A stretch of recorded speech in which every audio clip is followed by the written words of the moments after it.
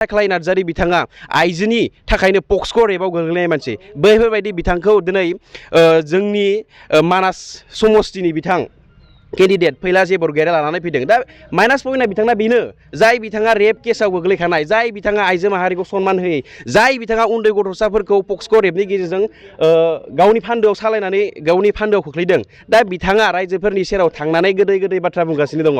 दा मोनसे जों बुंनो गोनां बाथ्राया बेसो UPPL निफ्राय फैनाय लाबोजानाय स्टार केम्पेनार बायदि स्टार केम्पेनार बिथां थाख्लाय नार्जारि बिथांखौ जोंनि रायजोफोरनि गेजेराव सोगासिनो। बेनो प्रमान जे बिथांमोना जेननायनि लामायाव थांगासिनो दंखायो। फैलाजे बरगयारि बिथांखौबो जों नुनो मोननाय जादों।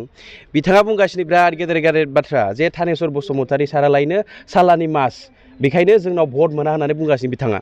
दा बिथांनि जानाखि राजनितिकनि फोसावदिं मेल, बे फोसावदिं मेलाव बिथाङा गावनो मोनसे मोजां परिबेखौ लाबोनो हायोमोन। नाथाय दिनै फैलाजे बरगयारि बिथाङा जायबायदि बेक्तिखौ लानानै फैदों, जाय बेक्तिखौ लानानै बिथाङा जोंनि बे मानास समस्तियाव लोब लोब रायजोफोरनि सेराव लांनानै बिथांमोनखौ फोसावदिं मेलाव जे बुंदों, बे बिथाङानो जाहैबाय जोंहा थाख्लाय नार्जारि। बिथांखौ मा बुङो मिथिया मा मोनदां?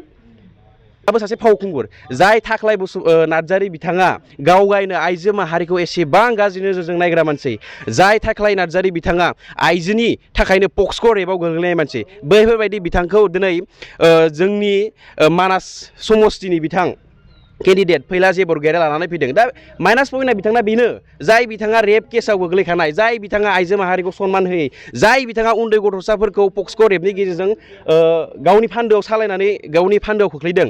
दा बिथाङा रायजोफोरनि सेराव थांनानै गोदै गोदै बाथ्रा बुंगासिनो दङ।